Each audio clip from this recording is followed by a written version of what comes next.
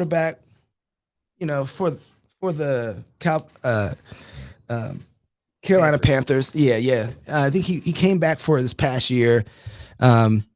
He's super braggadocious and everything, but really didn't live up to the hype this year. But he's still a phenomenal player. But anyway, here I got to find this clip for you because this whole thing is like 18 minutes. But this is the. So he just said something considered sexist. Wait, just wait. Just wait. You have to hear this. Let me see. I'm sure to start sharing this now. Testing out all kinds of new technology while we do this. All right. Oh, let's see if we can do it this way. There we go. Ball in. Check this out. Of Game podcast, a Barstool Sports production, with his views on gender. Here's Cam. I had a perfect example of what a man was in my life by my father. My parents has been together for 36, 37 years now, and it's a beautiful thing. I grew up in a 3-parent household, my mom, my father, and my grandmother. Okay. And I knew what a woman was, not a bad bitch. Okay, what's the difference? A woman. Okay. A bad bitch is a person who's just, girl, I'm a bad bitch. I'm doing this, I'm doing that. I look the part, but I don't act the part. Okay. And it's a lot of women who are bad bitches, and I say in a way not to degrade a woman, but just to go off the aesthetic of what they deem is a boss chick. Now, a woman for me is handling your own, but knowing how to cater to a man's needs. That was a little skip in there. Like, I'm a this, I'm a that. No, baby. Like, but you can't cook. Okay. You don't know when to be quiet. You don't know how to allow a man to lead. When I saw the tweet with some of the quotes and I started listening to it, I was expecting something that went completely off the rails and stayed off the rails. So initially I was like, well, I mean, this isn't great, but Cam. And then it builds, and then the last 15 seconds, it's like Archie Bunker sitting in his favorite chair telling Edith to go get him a beer. And look, let me just say this right out of the gates. We're not trying to cancel Cam Newton. This isn't cancel culture. This is somebody saying something that causes others to say, stop being a wuss and just say what you want to say. Come on. Why is he saying it? Why does he think this way? These are views that were outdated in the early 70s, for crying out loud. And it conjures memories of his press conference. I'm sorry, you want to say something, Jason? Did you want to say something? Well, so when I first clicked on and you were listening, he was saying, like, look, there is no standard. A guy can be whatever kind of guy he wants. A girl can be whatever kind of girl he wants, except for apparently Cam Newton wanting to be in this way. This guy, yeah. Where was that? It was this guy. Here it goes right here. To a degree, some of the things he said, it lacks, the touch of evolution and things that have been brought to our attention here as men the last 30, 40 years, and then of course, all of those things going into it. Hey, I'm a guy, right? I have a traditional marriage. My wife does cook and do all of that stuff, right? She cooks. She's amazing that way. She's a real, housewife and does all of those things. But also, how dare you? I mean, what? I mean, keep quiet. She's the boss of the house. She tells me what to do. She's got a great, social life and things she does, as far as, hobbies and all of those type of things. And, do you think they're purposefully misunderstanding Cam Newton?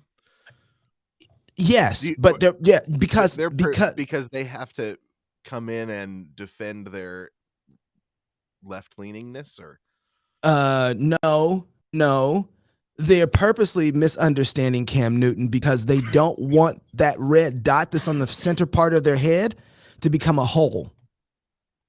That's why they're purposely misunderstanding. Okay. Yeah. So they are getting ahead of the cancel. That's why he's spending so much time on the cancel culture in the beginning. Jason, this is a sports talk show. Right. Why are they talking about metaphysics? they're because I think the thing that insulted them is when Cam said woman, right? He said woman, right? Not like a woman is a particular kind of creature. That's what I think. That's what they. Yeah, because he says, look, I have exactly all the things that he is talking about, and I love it, but I wouldn't go around calling her a woman. Well, I think the part that everybody's right now, this clip is kind of blowing up, and it's like Cam Newton's. Okay. Yeah, so I hadn't heard the clip. I saw the drama around it because the thing that was said was like Cam Newton's sexist comments makes news, and Cam Newton is a sexist, and the sexism in Cam Newton's comments. But part of the thing that these guys, I don't know who they are. This is my first time seeing it. I was just there to see the clip, but listen to them talk. It was really interesting because there was a form of fear that was driving everything that they were saying. Yeah, you could see it. They're like, look, we're not interested in getting flack that he's getting. We don't want any of that. My wife is exactly the kind of person that Cam Newton described. Right? So don't come after me. No, but he said have hobbies. Right. But the thing that's crazy is Cam Newton, he's talking about how much he appreciates his mom. And he's making a differentiation between his grandma and his mom and the type of woman he wants to marry and the girls that consider themselves bad bitches, right? That's what he's talking about. And I know exactly kind of, it's the same thing. It's the same kind of woman that Proverbs says don't be involved with. Right. Well, and as a football player, he's got to have his guard up, right? Because he makes a lot of money. He's like, he's saying, I had my mom and my grandma taught me how to avoid marrying a woman that's just after my money and the power and the glory. And doesn't have the qualities that my mom had, who knows how to cook, knows when to speak, knows when not to speak, right? That's the part that really got everybody upset is like, wait a second. Are you talking about a woman needs to know how to cook and then needs to know when not to speak? And because there is a glorification right now of especially in particular culture, I would say the prominent pop culture of like a Kardashian, right? Which is she's beautiful. She's got all her own money. She's in control. She's in power. Basically, she's a man. Right? Like she functions and operates in every way that a man operates, but she's a woman. And Cam is trying to say, wait, hold on now. There is a position that is a man's position. There's a woman and I'm not saying that he's verbalizing it perfectly, right? Like me and Cam would have problems on how we want to define what a woman is. But this, from the general revelation, the natural things that he's seen, the blessings that God has given him and his grandma and his mom, and he's just revealing that. And he's like, I don't even see that. Like, that's not a woman who's acting like this. He says, I want to marry somebody like my mom, and people freak out. and like, and you're acting like that's an insult to women. Right. But here's the thing, though, is that if you listen to these guys, like, here, I want to play a little bit more of this because this is what's crazy about, I'm sorry, I'm just sidetracking our whole conversation today. But what's crazy about this, though, Jason, to me, is the fact that you can't even say what Cam said right now. Everybody's got their own what they like out of their girlfriend, their woman, their significant other, but that crossed the line of like, whoa, we're going back in time here, and this doesn't even make sense. Somebody made a great. That's crazy, right? Everyone can have whatever they want, except for Cam Newton, said the two white guys, right, about the black guy. Don't you even go there right now. Don't you? Well, and here's where intersectionality matters. These guys are allies for a particular type of intersectionality. Right. Women, that's double minorities, right? And they're allies. They're being allies right now. They're not even thinking. Right. They're not. But but this is what's interesting. So I know people will often ask me, right, start talking about the beauty and the glory of homemaking, right, something like that, or the the fact that you've got different spheres. A family react lives in multiple spheres at once, and you've got uh, say you've got your wife at home and she is really good at that sphere, the home sphere, Right. and you go out to work and you come home and and you know that you need to make enough money that she can do her glorification of the home sphere well, right? And so you're trying to provide what she needs, and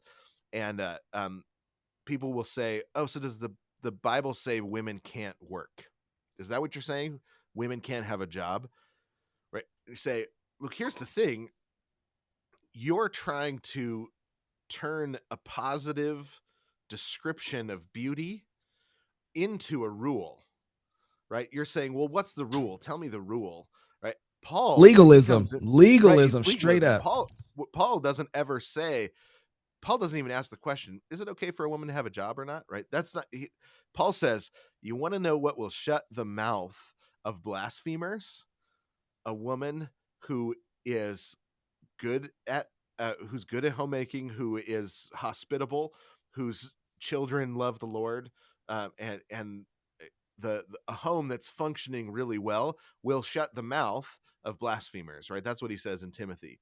And we've tried to turn it into a rule. He's talking about the beauty of working with our natures, or in line with nature, right? He's talking about the argument that the truth, living according to the truth, is actually beautiful, and the beauty is the argument. And we try and turn it into a rule. Can't I, right?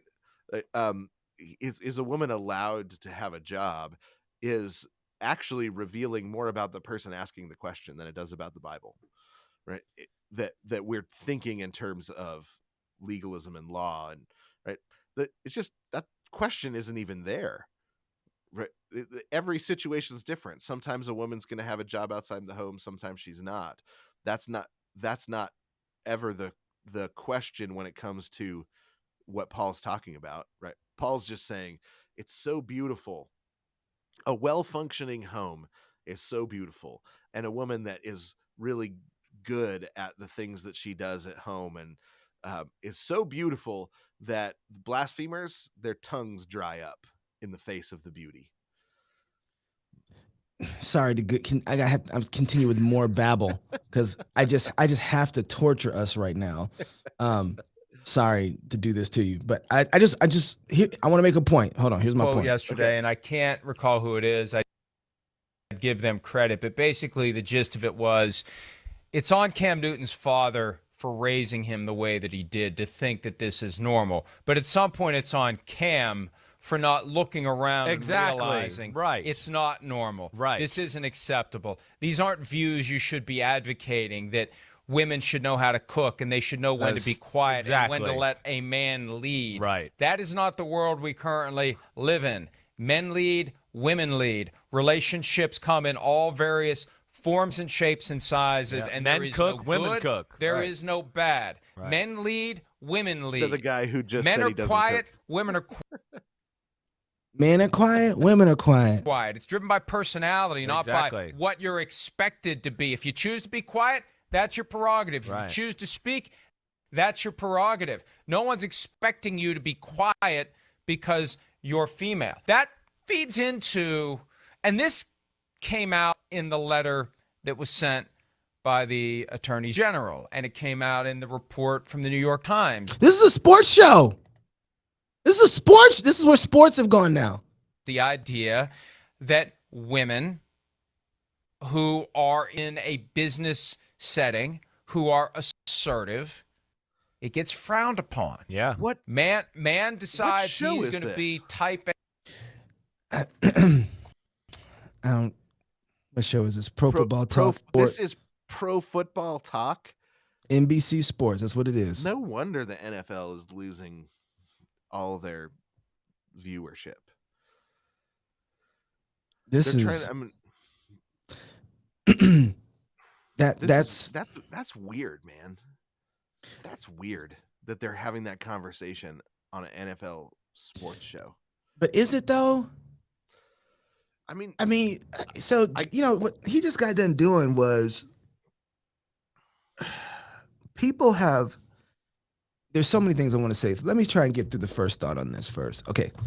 We're not even talking about this, but I think it leads perfectly into our conversation. I'm gonna let you figure out how to spin it. But here's one thing I thought about immediately.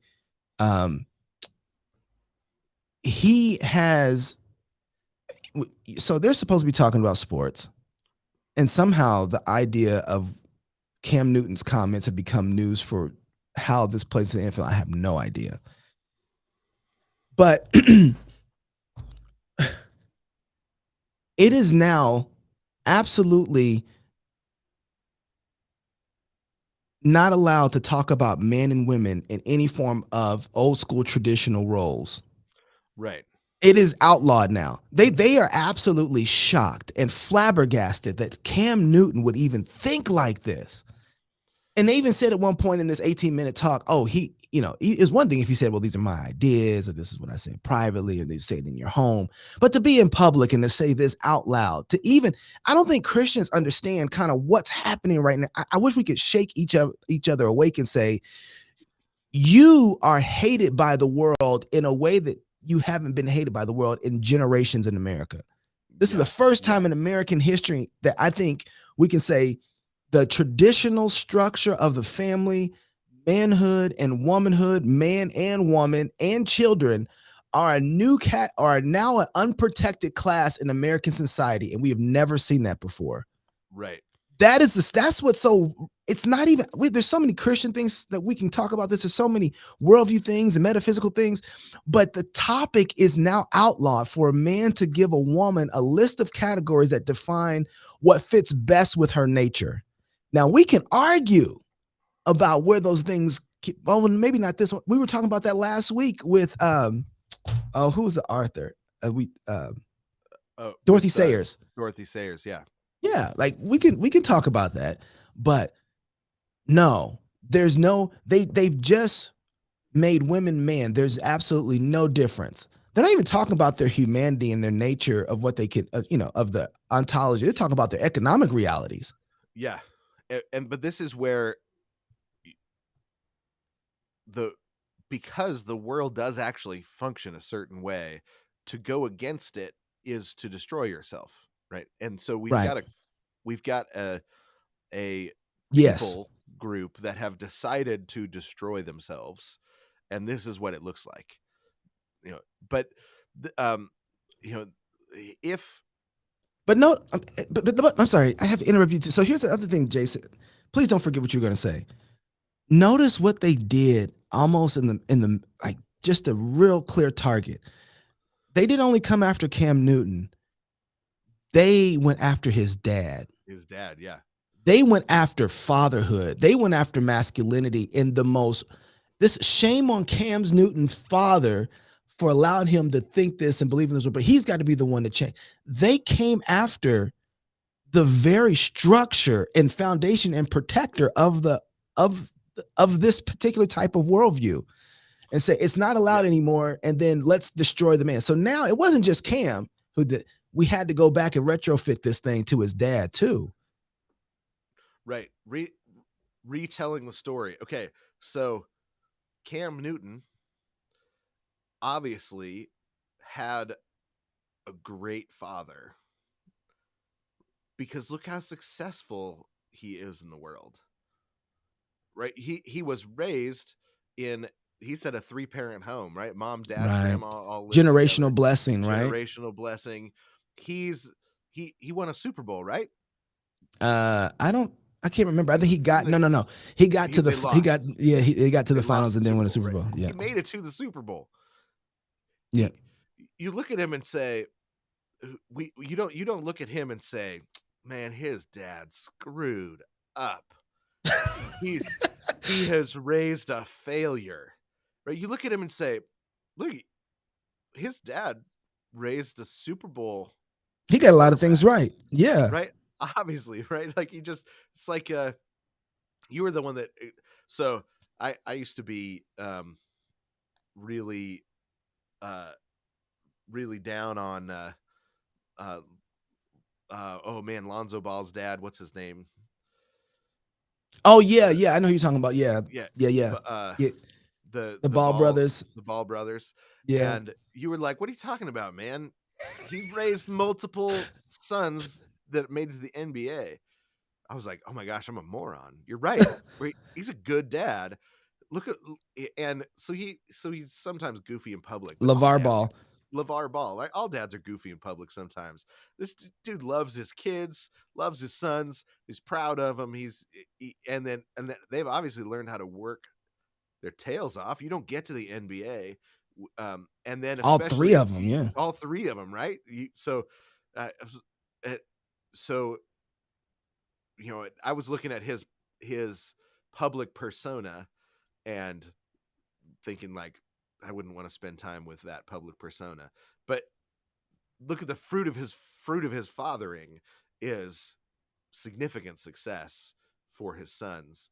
Yeah. Go ahead. I'm sorry. And this is, you know, I don't know anything about their spiritual life, anything that Right.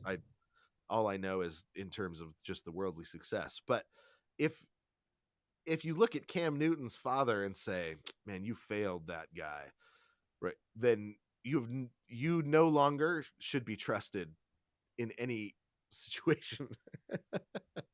Yeah. This is you're right. LeVar Ball for me, when I saw him, I watched everybody dig on LeVar Ball, and I could see why, because he was annoying. LeVar Ball was taking and saying, he was doing something that I hadn't seen done by fathers, but more like by managers and coaches and trainers, which is, this boy is the best thing in the world. And the reason that I only saw that we do see it by managers, coaches, and trainers is because managers, coaches, and trainers are the real dads in the NBA, NFL, and mostly any other sport. LeVar Ball was the one who was the dad, my sons. And he would proclaim the fame of his sons, regardless if it was true or not. But his fatherhood towards his son, his love for his sons, as they had a reality show, everything that he built for his sons, the generation to come of his grandsons and his grandchildren.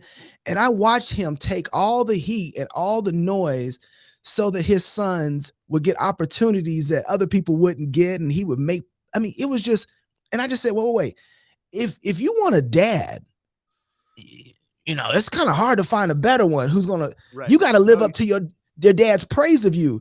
My dad thinks I'm this big. Right. No, and you were totally right when I was like, man, that guy's obnoxious. He is obnoxious. He is obnoxious. He is. You weren't wrong about that.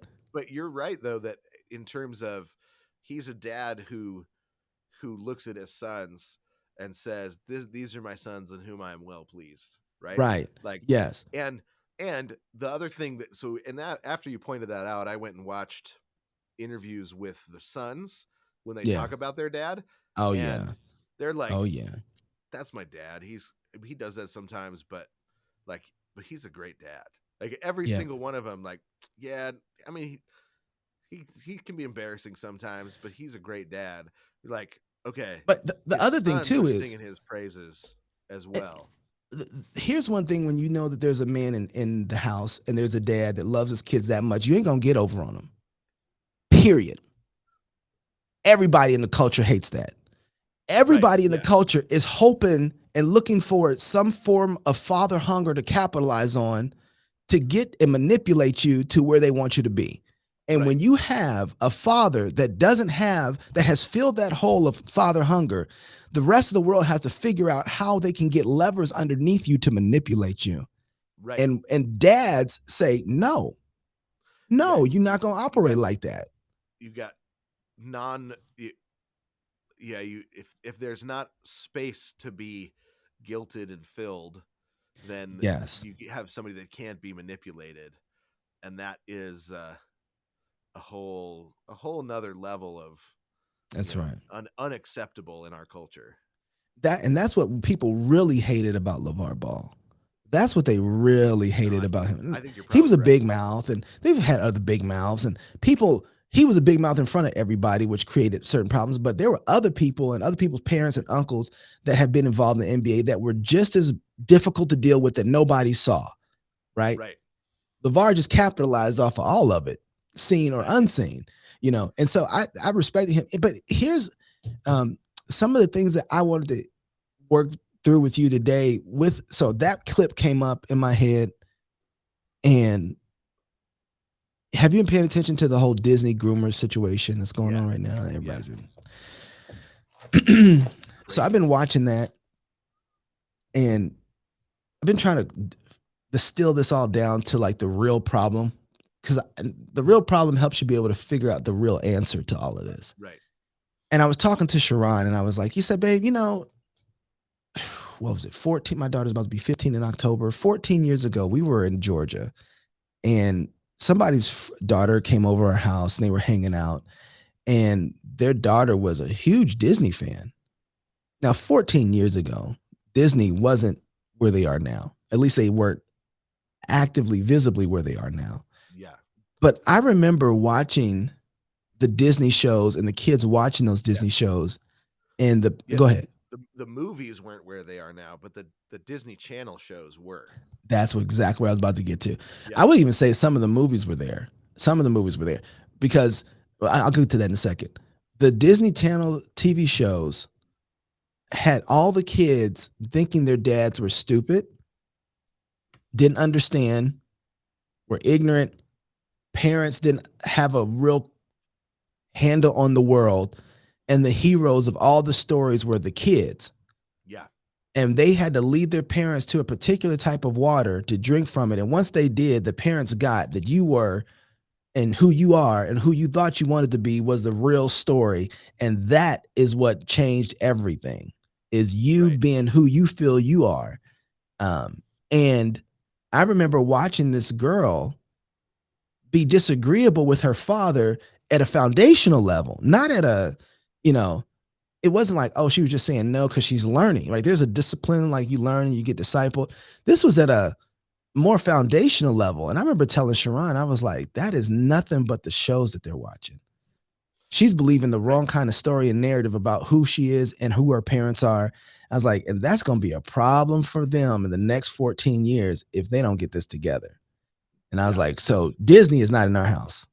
The defining narrative. Yeah, we watched some of the Disney shows, movies, some of the older movies. Yeah, movies. Yep. Like Robin Hood. Any that was movie where the kids shout "Death to tyrants." I'm all in on that. But Disney Channel, but most of the kids ain't seen the Robin Hood though. I mean, honestly, that's old classic Disney when they gave it to you, the VHS boxes with the plastic wraparound that was really cool and colored. Yep. They don't even make those no more. No, but Disney Channel we didn't do, and it was two reasons. One, you had the narrative about kids not needing parents, right? That's a problem. But the other thing is the sexualization of girls, right? Little girls. On the Disney Channel was terrible. And I remember used to always tell my wife, we'd be someplace Disney Channel, I'd say, those girls are getting abused. 100%. If it's not somewhere on set, then it's, and now the stories are coming out. Yeah, I just saw that. They just released stories. So they're releasing stories because you don't dress up 12, 13-year-old girls like 22-year-old women going to the club without consequences. And Miley Cyrus. Yeah, right. Yeah. Now we did watch Casey Undercover because that show was great. I didn't ever watch Casey Undercover. I love that show. But that it didn't have the sexualization. And for me, that was a huge thing. So we watched a lot of Asian kids shows growing up. Okay. My kids did. So I raised, and there was this point where Abigail was 7 years old and she had all of her her stuffed animals lined up, and when she told us their names, all of the names were Japanese, and I was like, we might want to slow down on the Japanese cartoons, maybe, because she's thinking that Japanese names are actually the normal names, and it was really kind of funny.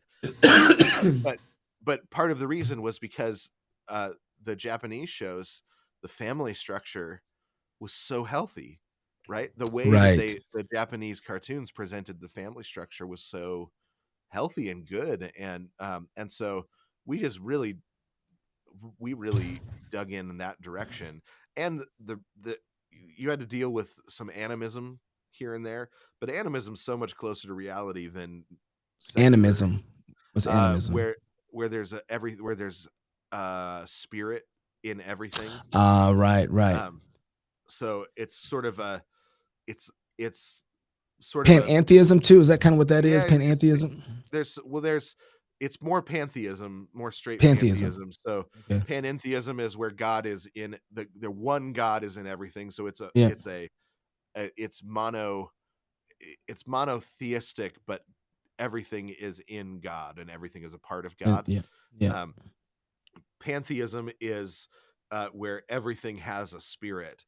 And so you've got the spirit of the river and the spirit of the tree and the spirit, all of that. And that's actually closer to reality than materialism. I can work with that. Yeah, I can work with that. You're working. So, but the family structure, there's a deep respect for the office of father and mother and the office of grandfather and grandmother. That's the thing. Those offices are protected. They are protected in a lot of, but even that's, well, what did you say when we started talking in the beginning? He's like, we got to paganize everybody again. Yeah, there's a repaganization because materialism is so dehumanizing. So you read everything, a lot. I mean, most of the philosophers post Kant, post Hegel, they think in terms of mechanization. So every person is a part of the whole, but is an interchangeable part, right? That they're trans. Right. Yeah. So you can take a person, and so a lot of especially the 40s, 50s, 60s, the sci-fi they were the prophets that started to see these problems. So you got 1984, you got Animal Farm is in this stream, but a little bit different. But you started to get Brave New World, where they started to see the Giver is another good example, right? So it's the sci-fi started to see that the mechanization of society as a being envisioned metaphorically as a machine was dehumanizing, right? That people were turned into a cog in the machine that could be replaced, right? And that goes against our humanity and actually turns us into a different kind of creature. But so long as our needs were being met, and especially what the sci-fi taught us was that there were certain kinds of needs that made us susceptible to being willing to give up our humanity in exchange for a regular dose, right? So whether it's the soma of Brave New World, where you get your regular dose of drugs that gave you the hit of dopamine, Right, or the libido dominandi, which is the ability to be dominated by our desires, by our lusts, that certain lusts, when out of control, make us easy to manipulate. Well, that's Huxley too. Those two things are the same, right? Right. So Exactly. And they get you drugged up on that stuff so that you say, "Oh, you need this," and you don't know life apart from it because it just becomes a natural part of life for you. Right. And they train you that anything. Yeah. What's crazy about Brave New World when you read it is one of the things that he realizes was at that point deeply human was liturgical unity, liturgical expression, right? So everybody came together and they had to sing certain songs together. They would go through certain motions, and that was a part of what was used to manipulate them, because it was so deeply, it had a similar dopamine effect to sex or drugs. Was that musical liturgical unity. Well, that though, even now at this point, nobody's experienced even that anymore, right? So we've been dehumanized now to almost to an animalistic Well, understanding. I think that they have turned singing into cheering. So you get it now in your sports arenas and your engagement in sports. Concerts are still kind of there, but that's why the halftime show is so important, is because it brings the music back into the cheering. Yep. And so you have something, the camaraderie around that, Yeah. And those are not actually bad things. No, it's part of nature. I think they understand the flow of things. They're just replacements, right? Yes. And God will bless things that are add-ons and curse them when we try to make them replacements, right? Like sports when it's added on to a faithful liturgical expression of worship, and in terms of like, Saturday afternoon we go play soccer together and it's fun, and as an add-on to faithful culture, it's a blessing. When it becomes a replacement, it becomes a curse. When you restructure your loves, yeah, it's the same with like if you try to reading the Bible is good, it's a blessing. If you try to read the Bible instead of going to church, God will even curse your Bible reading. Ew. He said, yeah, there's verses actually about this. So one of the things so I brought up, so the whole fatherhood, so everything with Disney, to me, all the problems that I see in Disney are not problems that Disney created themselves. I think that we created, in the lack of good fatherhood, an opportunity for the serpent to come in with a replacement and to feed what we've created in father hunger, right? Yeah, and I think Disney just figured out how to monetize the father hunger, and we let them. They didn't create it. Yeah, we said, oh, you can be a good assistance to me so that I don't have to be a good father. Now, that's not the thing we thought we were trading off on, but that's exactly what we end up doing. We started saying, well, now I get more time. We started treating our kids less like humans and more like accessories. That's exactly right. Yeah. That's exactly right. Accessories to our life, and I'll play with you, I'll engage you when I feel like it. Completely opposed to what Bible says about when you stand up, when you sit down, when you lie down, when you walk along the way, right? It's not giving you an out when not to be a father, to be teaching your kids. And because of that abdication, we've created a three-headed dragon, right? That has engulfed not just so you look back 14 years, Jason, I'm going to go back and say The Little Mermaid.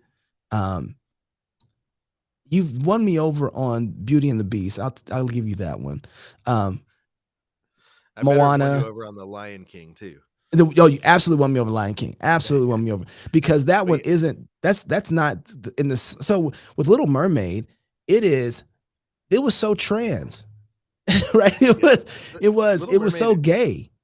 Is what's strange about it is,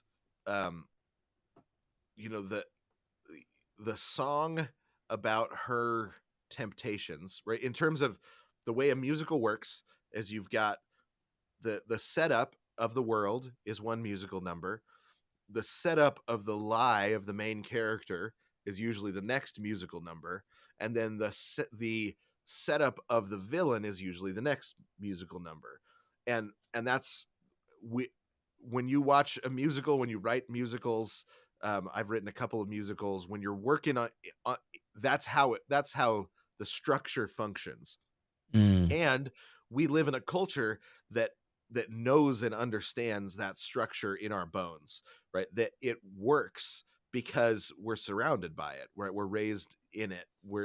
Even if you don't go see musicals or anything, it's just the structure of life. The structure of a musical functions culturally, right? It's like part of our cultural inheritance.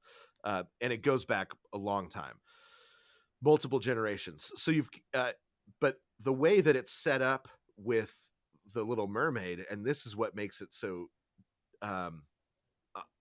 undercutting, is when she sings the song that's supposed to be the lie that she's telling. She even says in there, a place where fathers can't tell you what to do. Right now, Yeah. if it was set up in the story, like, and then she learned that she was wrong, then it would be fine, right? Because that's what you've got in Frozen, right? Let It Go is the song where she is singing the lie that she's telling herself, and then the story shows her that was wrong, right? The story actually comes back and confirms the song that's supposed to be the lie, and it In Little turns out Mermaid. she was right in the Little Mermaid. Yeah, it turns out she was right so it wasn't a lie, that the world that had to adjust itself to her and to her lie, so that and that's what makes it such a bad movie. Right now, some of the songs, you pick them up, you drop them somewhere else, and the songs are fine. Right? But the story argues for something different than, well, the story argues against the musical structure, and usually the story is supposed to argue against the lie being told, right? And so that's why, I mean, my kids didn't watch The Little Mermaid until they were much older, and we could talk Mine about too. it, right? Yeah, that's right. But there were other, but the Lion King, the story functions against the lie. You've got the main character and the bad guy start with the same lie, and then the story argues against it and shows you what truth is, and that you have to lay down your life for others, right? So a broke clock is right twice a day, well, no, you had, what happened is you had a lot of Christians working in Disney for a lot of years, because I know. Yeah. They were their stated mission was to give families excellent experiences together, and Christians said, I can work for that company, I can do that, right? They wanted families. Yeah, they knew what a family was, right? And so, but then the thing to, but because it used to be that you could monetize family life, right? That's what's gone away. Now you monetize the brokenness. Now they're monetizing the brokenness of the family, or they're monetizing the father hunger. Yeah, and I think they started doing it a long time ago. They just couldn't do it as, I think I don't know when it happened, but the shift happened in Disney. And I think they started discipling a generation I think they did a top down, bottom up setup where they started discipling a generation to be certain type of men and certain type of women that they wanted in culture. And they just had to wait 15, 20 years before they got the 20 and 30-year-olds, right? And what happened is they didn't actually do it in all of Disney at the same time. No, right? So absolutely not. They started over in Disney television. Yeah. Right? And then now it's in the movies as well, right? So now it's worked its way into everything. But they started in Disney television. They started with the live action aspects of Disney television, and then moved into the cartoon aspects of Disney television, and then now. And it's about to get a lot worse. They're saying they're going to queer it up now. 50% more lead characters, trans, homosexual, right? Yeah. But the structure of fathers and men got obliterated. So that was the first thing that they went really after, was dad doesn't understand me. I have a vision, a view of the world. Dad is a buffoon. He's just here, which is, it's just so weird, because Mitchell's versus Machines was like complete opposite of all that, which is why I loved it in a lot of ways. Right. And they told a story. I feel like they stepped in their own poo on that one and don't even know what they did. Right. And it's been one of the was that Disney or was that DreamWorks? I don't know. I don't know who that was. I think it might have been DreamWorks. Yeah, whoever it was. I should look it up. I think whoever it was, it's very countercultural, but what's so interesting about it is it's also what they said was that it was so it's Sony. That was Sony Pictures Sony. Animation. Okay. Yeah, it was Sony.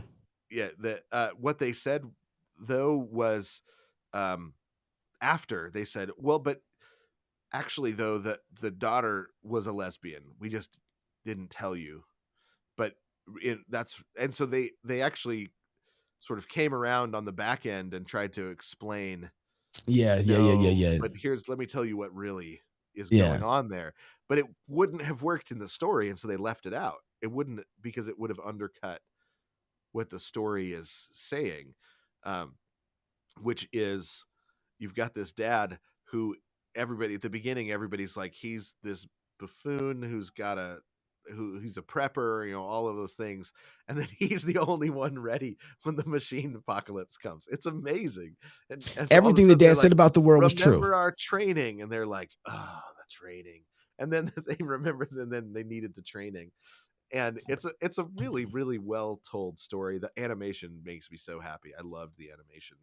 It's so well done. I just thought that, so as I've been thinking about this and looking at the narrative, all I've thought about, Jason, is that, okay, we are in a 20-year hole that we only get out of this particular 20-year hole through men winning their homes again. Yeah, but it's a 120-year hole. That's the problem. Oh, you shut up. I'm done. I don't want to talk to you anymore. Oh my goodness. 120 years? It goes back. This goes back to World War I. I know. Well, actually, the turn of the century. Yeah, I think you're right. Yeah. The early 1900s, 1913. So, yeah. All right, anyway, go ahead. 120 years. I know. You had a generation gap that was there when World War I started, and World War I turned the heat up and hardened the cement. Right. But why 120 years?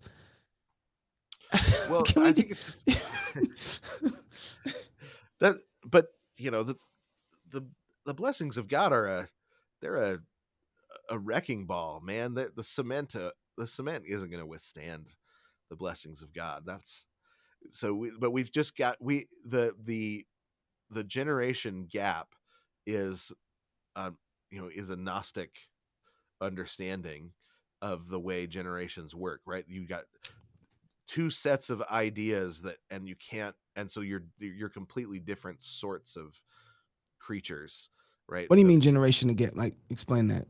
So a generation gap was it was a term that I think it was coined in the 40s or the early 50s,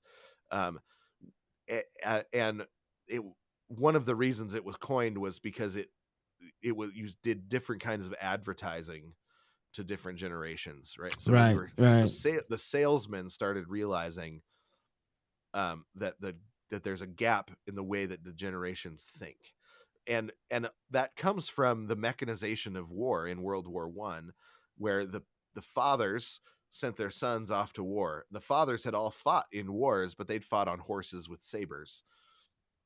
There were some cannons and things, but still horses and sabers and charges. Well, World War I, you have machines of war that nobody had ever seen. You've never seen anything like it. You have gas attacks where you just drop enormous amounts of poisonous gas on your enemy, and they've dug trenches in order to stop you dig trenches and you put up fences and all sorts of things to stop the charge of the enemy in the previous generations of war. Well, now they're all in these trenches, and then the poisonous gas is heavier than the air, and it drops in and it kills everyone, and everyone's choking to death. And in previous generations, PTSD was always a part of war. In previous generations, though, you go home from war and you have nightmares, and your dad and your uncle and your grandfather say, "No, I get it. Come here. I got you. We'll reintegrate together. It gets better. Trust me. I went through it. I went through the same thing. I remember the horse hooves in my nightmares. And it's all the way back to Julius Caesar writing about the Gallic Wars. He talks about PTSD, right? It's what happens though is they say, oh man, so about the gas, watching people choke to death, trying to put on their gas mask. Yeah. Trying to get your gas mask. No, I don't. Right. I don't. Right. And the fathers looked at their sons and said, actually, I don't know if it will get better. I don't have the same experiences. Right. And the poetry of the World War I soldier is so tragic to read. It's beautiful. There's some amazing poets that were born out of World War I. Tolkien and Lewis were both born out of World War I. And that sense of loss, that there is no longer a connection to the previous generation, all of them display it. And Tolkien, I think that's a major part of what motivated him to write, was that sense of loss of the previous generation. G.K. Chesterton's older brother died in World War I, and his whole life said, he was the great writer. I'm nothing compared to my older brother. Wow. So there's this sense of loss of that an entire generation of poets writes about beautifully. Then World War II comes along, and now you've got airplanes, now you've got atomic weapons, and so now a whole nother generation can't communicate with their sons when they come home. Now, they didn't get the comfort of their fathers, so they didn't know how to have that anyway, but then they couldn't comfort their own sons because they're like, oh, you dropped atomic bombs on Japan? I don't know what to tell you. I don't have that kind of guilt.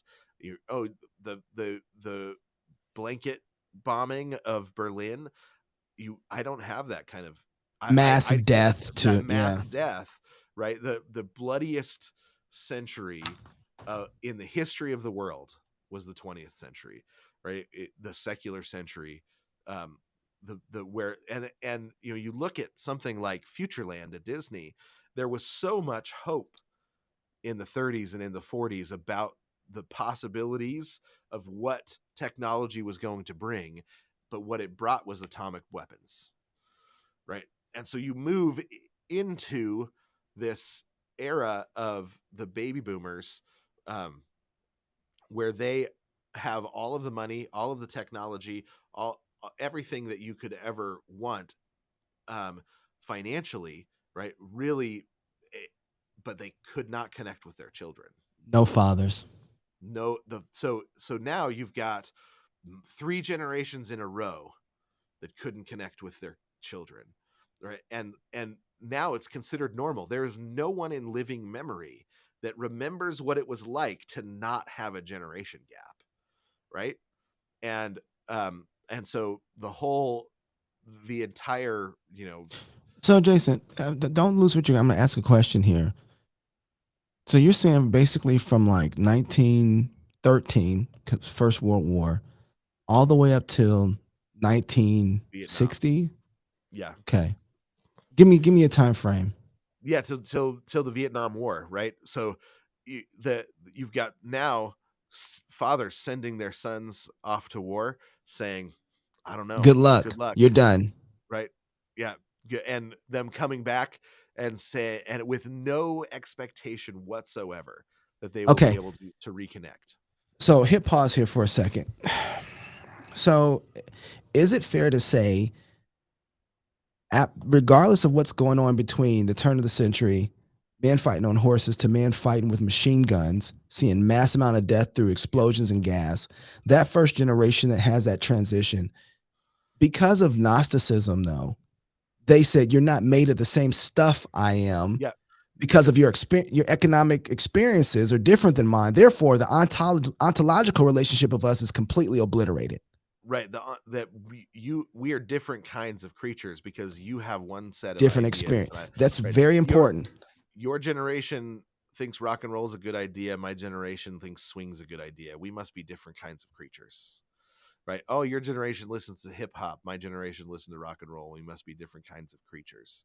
And the reason for that, though, is because we're thinking that the experiences and because I keep on want to drive this point, the economic experiences or operations that we have, however they are, has foundationally reveals the fact that we are different types of ontological things, right? We are Right, different types right. of creatures.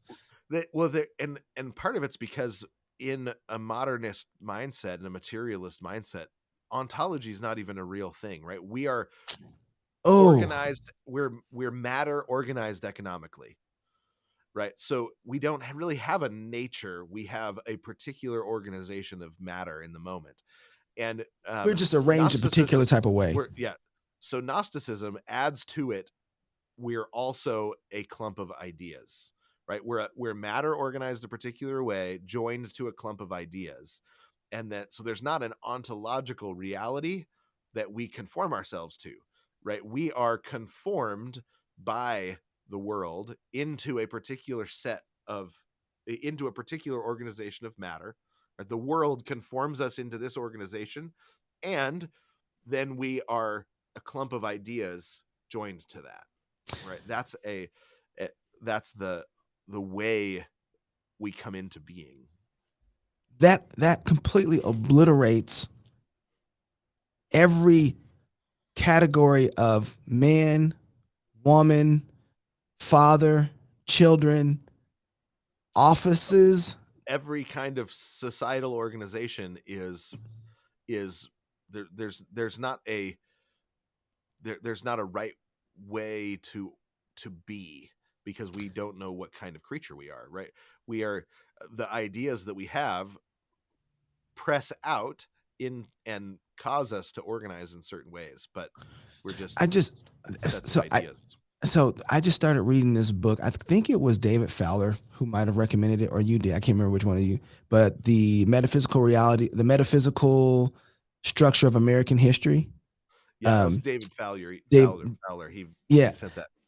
I bought it and I got it, and it was written in 1959. And what was really fascinating about the first chapter in the introduction, he says, we're at a very amazing point in history, because for the first time, American history is looked at as being a theory and not a fact. Interesting.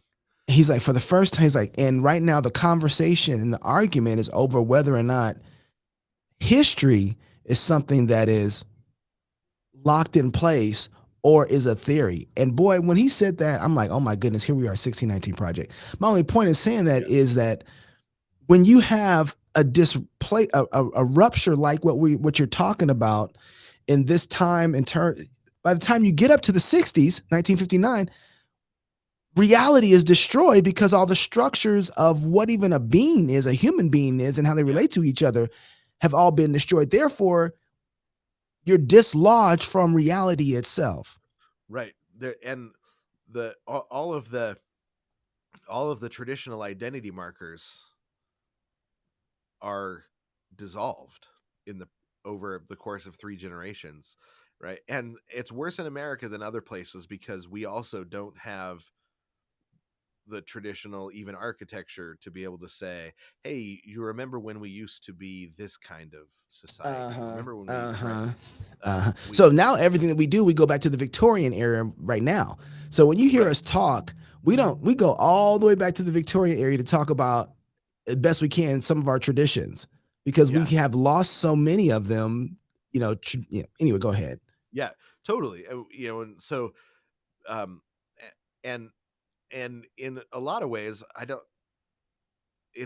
it's an opportunity, right, that we should be looking at and saying, like, oh wait, okay, so God has put us right here in this moment. How do we build, right? So God has raised much of Western civilization. How do we build, right? So too many Christians are thinking like, oh no, we got to retreat, right? But we got flat ground. It's time to start building. The thing is, what we don't know how to do is pour concrete. We don't know what is the foundation of society. We don't know what goes at the base of it all. And so we're like, you know what? Let's start on the attic. Let's build an attic. I need an attic. You're like, yeah, we don't have concrete yet.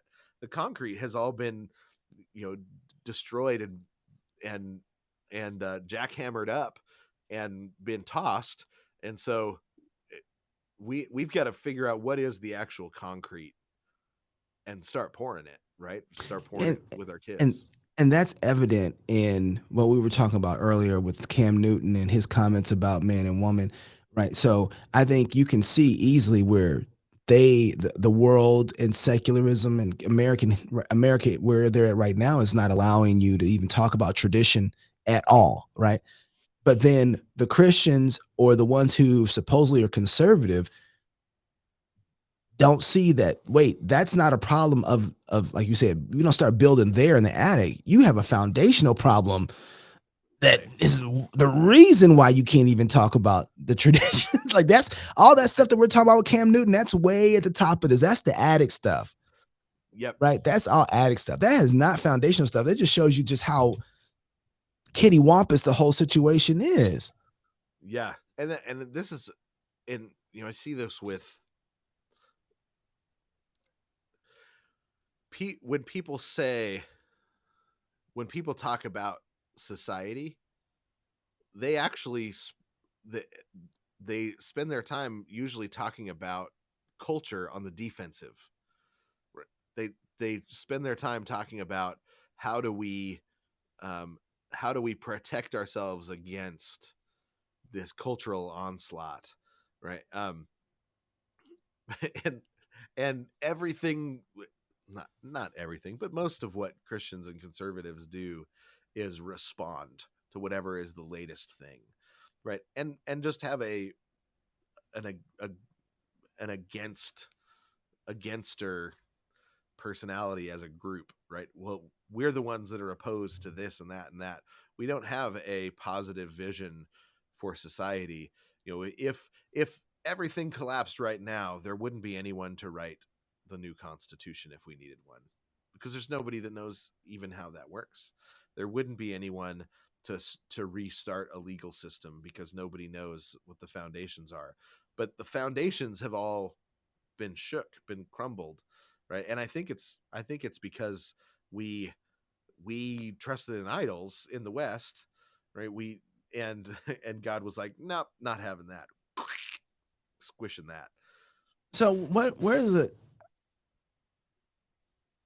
are the foundations? Where's a good place to start? Because that's where I'm at right now. Because I think everybody else is I'm watching everybody else having the conversations and getting the hits from talking about all the fun Disney stuff, and I want to talk about that too. We are going to talk about it. But my point in bringing all that up is that I'm seeing the problem is way more foundational. Had we been doing our jobs and building the kind of culture that we need to build, Disney wouldn't be where it is. And I don't want to look. If I look at Disney and I'm saying, man, that's a problem. God is showing me in some way a mirror of my own sin and problem that I need to repent of. And when I see stuff like this, I'm like, okay, I got to do better. I got to repent of something, because obviously I am enhancing the type of culture and worldview that's going to eat me alive.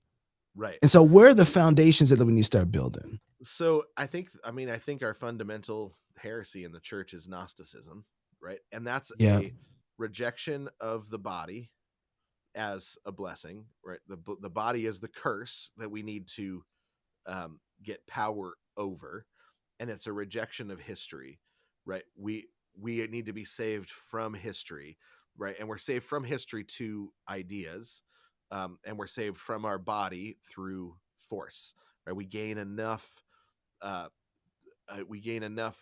social force to no longer have to submit to the limits of our body, right? And so you can see that on the secular side. You can see the rejection of the limits of our body by, it's come to the end where we're trying to, take medications and do surgeries to reject the limits of our body. Now, it's not going to work because they're limits, right? They're real. The limits are real. You can't.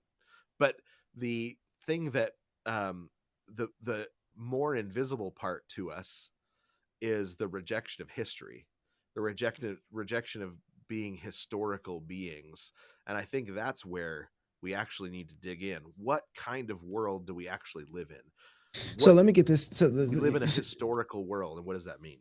Yeah, so say that. So you two things. I'm writing this down. Gnosticism, rejection of the body, Rejection right? of the limitations of the body, right? That the body is a curse Rejection of in its limitations, and so we have to gain enough power to be able to overcome the limitations of our body. and that's come from the church, you said. Oh, I mean, the church is a huge part of it. I mean, you see the Gnosticism in a lot of the hymns of the 30s, 40s, 50s, 60s. You know, I love the hymn "I'll Fly Away" musically, but Oh glory, it's a Gnostic hymn. "I'll Fly Away." I'll fly away, sweet darling. I'll fly away. Right, sweet darling. That's not how you sing it. yeah, it's not Is that how white folks sing? I'll fly away. No, probably not. That's I was me gonna mixing it say, okay. up. I'll fly away. I Oh can't remember. glory, Oh, glory, yeah. yeah. Fly away. It's 10 But, revival songs. It is those tent revival songs. So what happened is the rejection of the body began as a rejection of the body of Christ.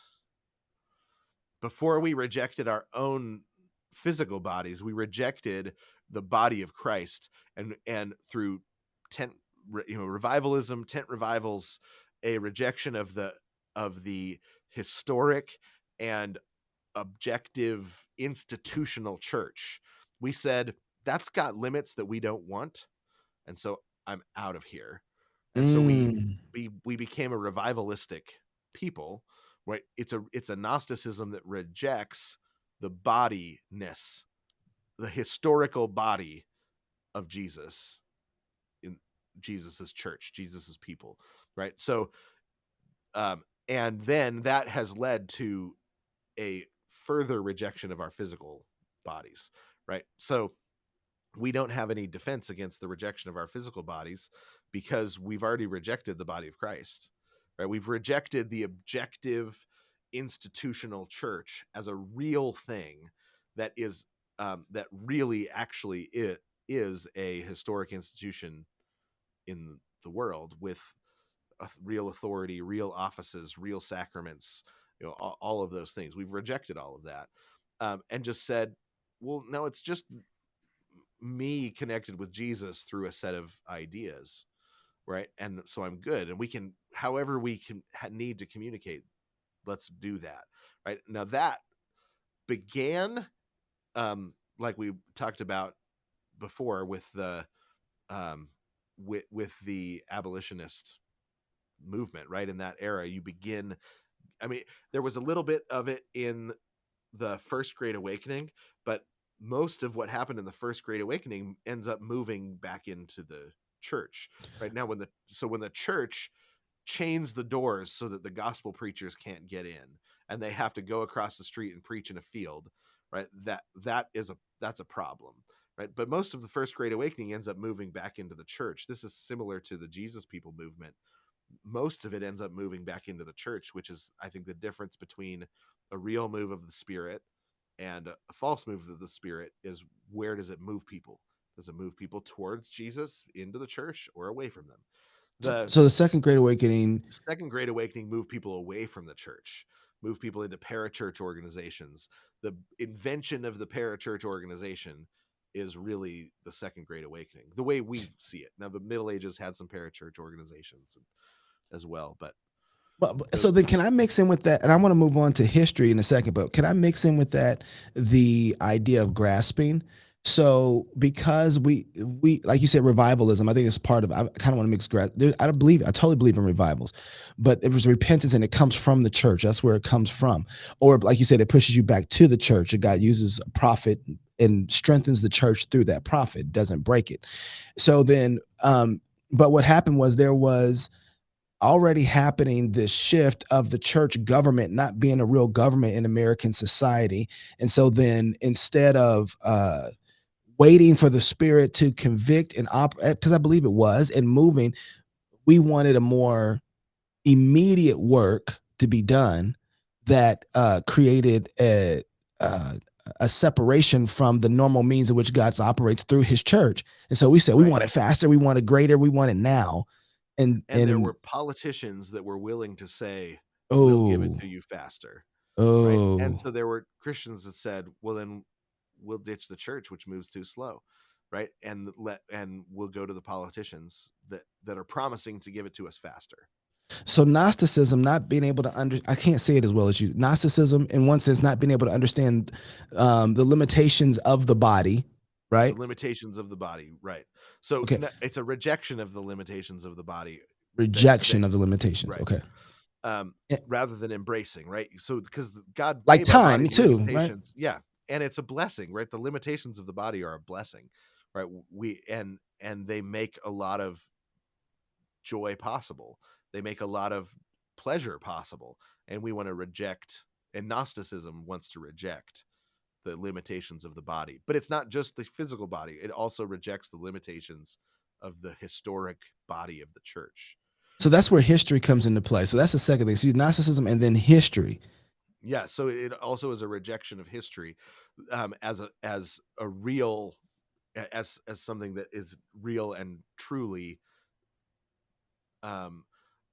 So history becomes a curse. You need to be saved out of history. You need to be saved to a different plane, saved to the plane of ideas and ideals, values, things like that, rather than being able to say, no, there's a historical act, the historical development of the maturity and the growth of people and of the institutions of people and such, and it's a rejection of that being the place where God meets us.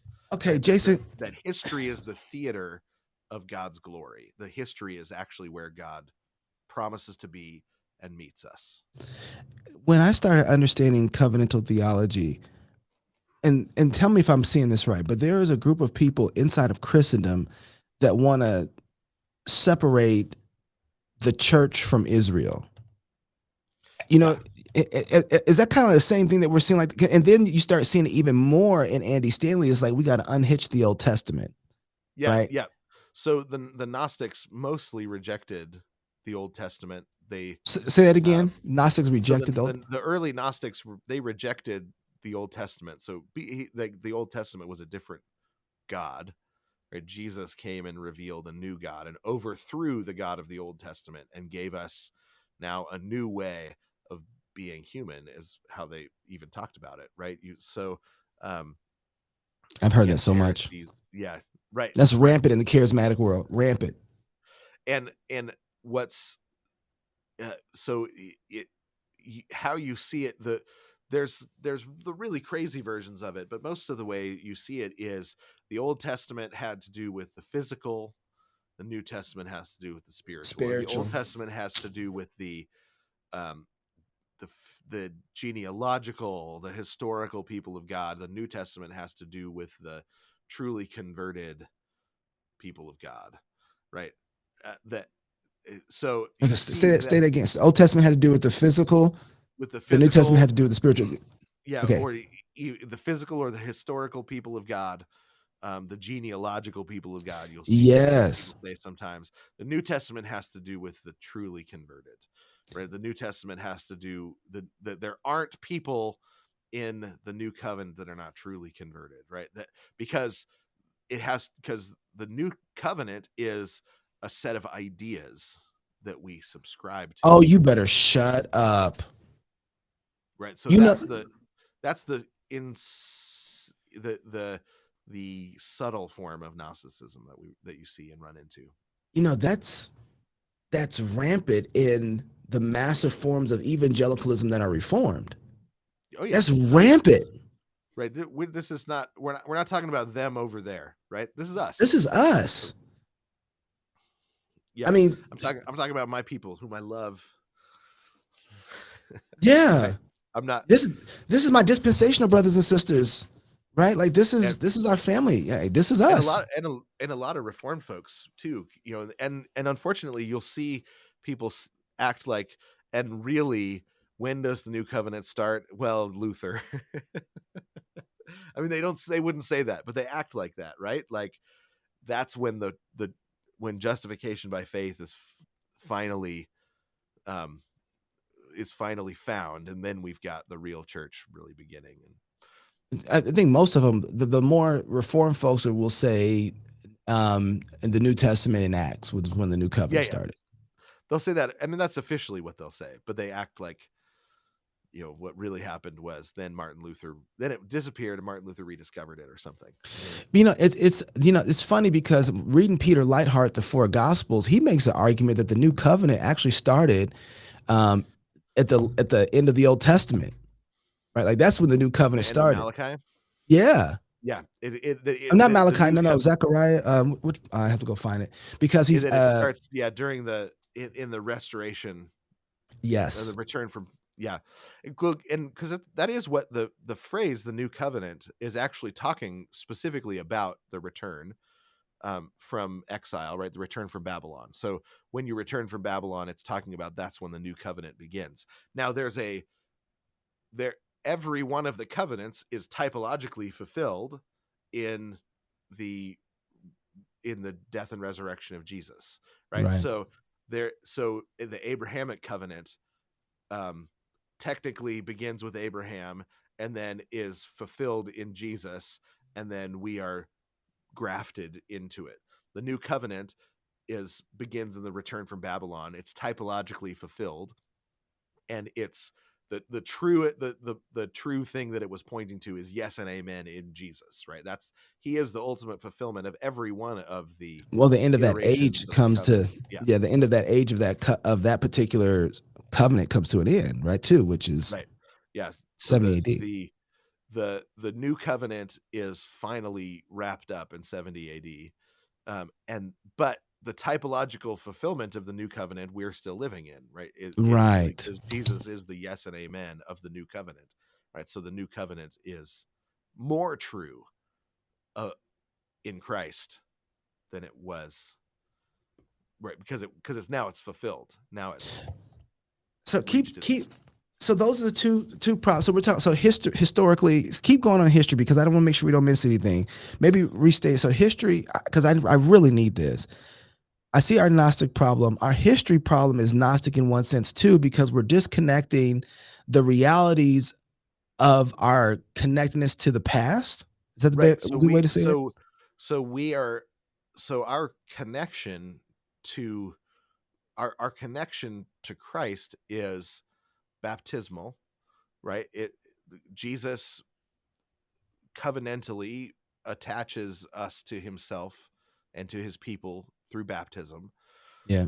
Our baptism is covenantally bound to it because of history, right? There's a baptismal succession that goes Hebrews back. Talks about that. Yeah. Right. So Hebrews 10. So our baptism unites us to the historic church, which is a real connection, and there's a real adoption. There's a real inheritance that we are bound to through that historic connection, right?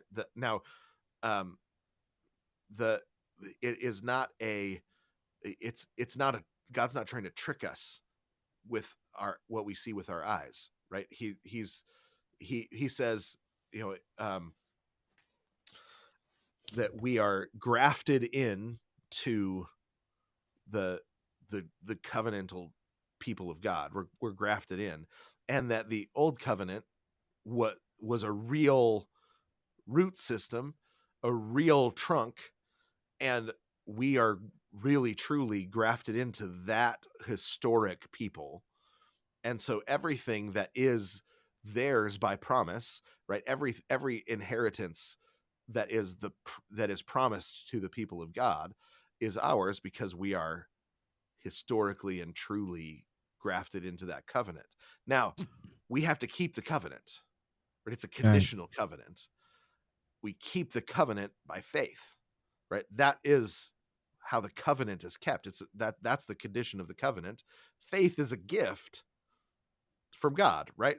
So the covenant people of God have continually broken covenant, and so God sent his son to become a man, to become the true and rightful heir as the king priest of the covenant, to fully and completely keep it as our representative, and to take all of the sin, swallow it into himself as the rightful representative king priest, die on the cross, so he's also the sacrifice, be buried, descend into Hades, be raised from the dead, so that he could be the just and the justifier, right? So God said, here, it's a conditional covenant.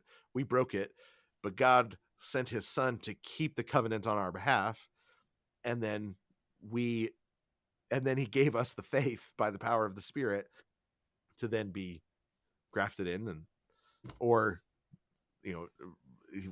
to retain our place, to keep the covenant.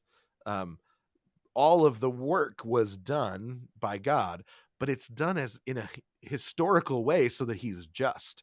And this is where we have completely separated the history from our preaching of the gospel. We come across a character like Melchizedek, and we're like, what's with him? I've heard people say, I think he might not have been a real person, but he was a theophany or an angel, or Yeah, I've heard theophany a lot. Yeah. Because we don't know what to do with him, because we don't have any sense of the historical nature of what it takes for God to be just and the justifier, right? So, you ready for this? Melchizedek. Yeah, because I'm about to ask. So what does this have to do with Melchizedek? Right. The fact that we don't know what Melchizedek has to do with the gospel, even though he's mentioned specifically, right? We're told there are 2 chapters of the book of Hebrews set aside so that we will understand why Melchizedek is important, and we still are like, yeah, I don't get it, right? It's because we're still on milk. We are. We're still. That's actually what he says, and he says, yeah, you're still on milk, and you like the basics of baptism, and we're like, baptism, that's basics of milk. Wait, what?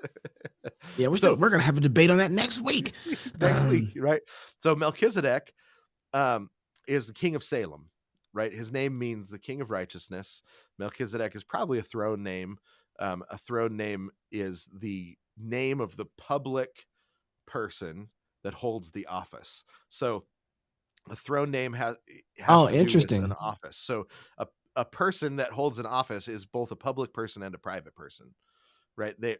And the office, the throne name, has to do with the public person, so that we know if they sign a letter, King Melchizedek, or Melchizedek means king of righteousness, that's the throne, that he's speaking officially as the throne person. Now, if he writes his regular like name, president or something like that. Yeah, like president.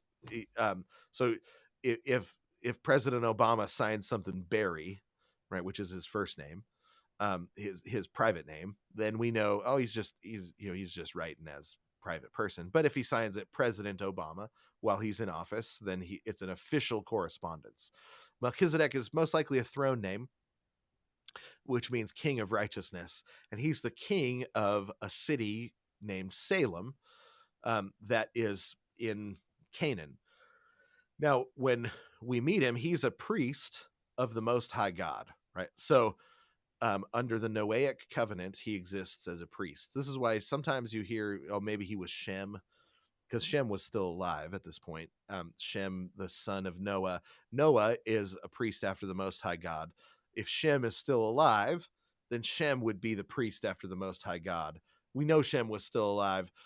There's other possibilities of who he was, because the priesthood is also an ordained office. So he would have been maybe ordained by Shem, or somebody ordained by somebody who was ordained by Shem. But he is the legal, he's a legal priest ordained after the order of Noah, right? Mm-hmm. Noah's priesthood, which is the Adamic priesthood, the priesthood of Adam. Adam was made a priest by God directly. And then the descendants of Adam, the firstborn, automatically takes on the role of priest, but it goes so wrong so quickly that his firstborn is you've got Cain, and his firstborn is disinherited, Cain, and he killed his secondborn was murdered, and so the thirdborn then becomes the rightful heir, and but then everybody is killed, and so Noah is the rightful heir of Adam at that point, and the promises of Adam are restated to Noah when he gets off the ark. Now, when we meet Melchizedek, he is the king of Salem, of the city of Salem, and he is a priest after the Most High God. So he has he is a priest king, and so his kingship has this priesthood attached to it. Now, Abraham, when he receives everything after his fight with Sodom and Gomorrah, the kings of Sodom and Gomorrah, he receives all of these benefits, blessings, and he tithes to Melchizedek. So Melchizedek acts as the priest to Abraham, excuse me. Now Abraham is also in the promises. He is made the patriarch, and the patriarch has certain has a priestly element to it as well. So the patriarch is a priest king until the days of Moses, when the priesthood and the patriarchy are separated, right? So there's a separation of the two offices that happens in the law, that Abraham holds both offices of priest and ruler. So the patriarch is a legal ruler or establisher of a tribe, right? So it's a civil office, the patriarch. Right. Abraham, his civil office is Abraham is passed down to Isaac. Then the civil office is passed down to Jacob, and so that's why you've got the problems of Jacob are really of Jacob and Esau are really important. Esau is the legal inheritor, but Jacob is the one that God promised it to. Esau sells his inheritance of being the patriarch to Jacob for a bowl of soup, which shows that he wouldn't have made a good patriarch anyway, right? Right. That's not the patriarch you want. That's the now God then. So Jacob is then the legal and the promised patriarch, but Isaac tries to reject him, but God and Jacob working together end up tricking him into doing the right thing legally, right? He would have been, had he ordained Esau, he would have been stealing the inheritance because it was rightfully Jacob's. Now, then God says, I'm going to make Joseph the next heir, and they reject him. They send him down to Egypt.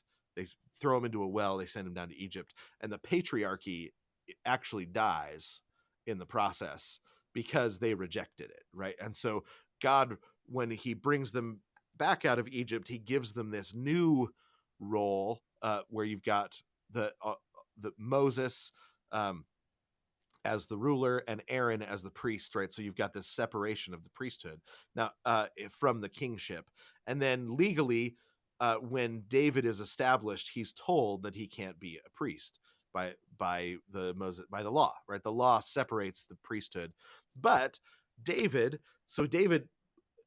he is anointed king. He is anointed the future king, but he's not yet made the king because Saul is the one who is the king. Saul loses his kingship, but his son Jonathan abdicates to David the rightful heir to Saul's throne. Now, David also marries Saul's daughter, Michal, and is adopted into the line of Saul by Saul. And so Jonathan, who's the rightful heir to the king, abdicates to David. David is also adopted in, so he's the second legal son of Saul, and the first legal son abdicates his throne rights. Wow. I'm seeing this. Oh, keep going. This is good. This is good. Becomes the legal descendant of Saul. He's also the descendant of Jesse. Jesse is the descendant of Judah, who is the rightful heir of Joseph, who is the rightful heir, excuse me, of the patriarchy, Yeah. because Joseph was never installed. So the firstborn of the first and second born of Abraham, Isaac, of Jacob, they are disinherited.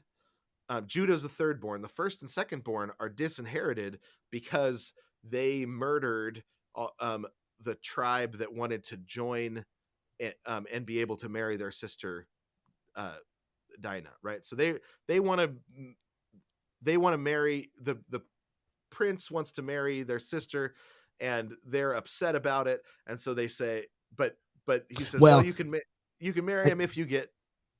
Well, they actually he deflowered her, and then he married her, came back and wanted to marry her, and they were mad about that. Yeah, they were mad. They were mad about that, and circumcised them all, then killed them the next day. Yeah, and then they killed their brothers when they were in pain. They killed them, right? But that'd be like saying, yeah, if you get baptized, go ahead. They hop in the hot tub to get baptized, and you throw a toaster in, right? You used the mark of the covenant as a means of murder, right? And so they are disinherited. Right. And so Judah, who's the third born, becomes the rightful heir of the patriarchy. Now, Judah's heir is it gets complicated, but this is the way God. This is what I mean by Gnostic understanding of history. We reject all this as important, and because we don't understand how this is so important to the gospel. Judah's rightful heir is you've got Pharez.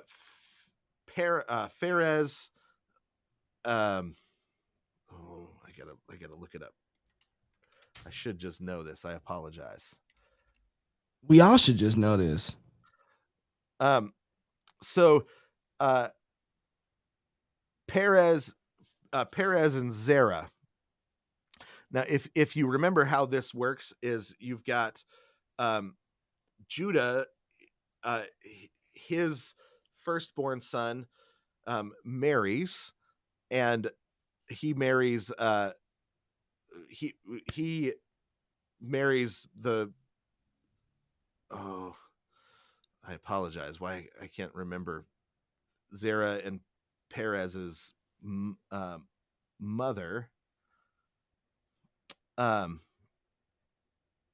So his firstborn is his secondborn is Onan, and Judah's firstborn. Judah's firstborn is and he marries a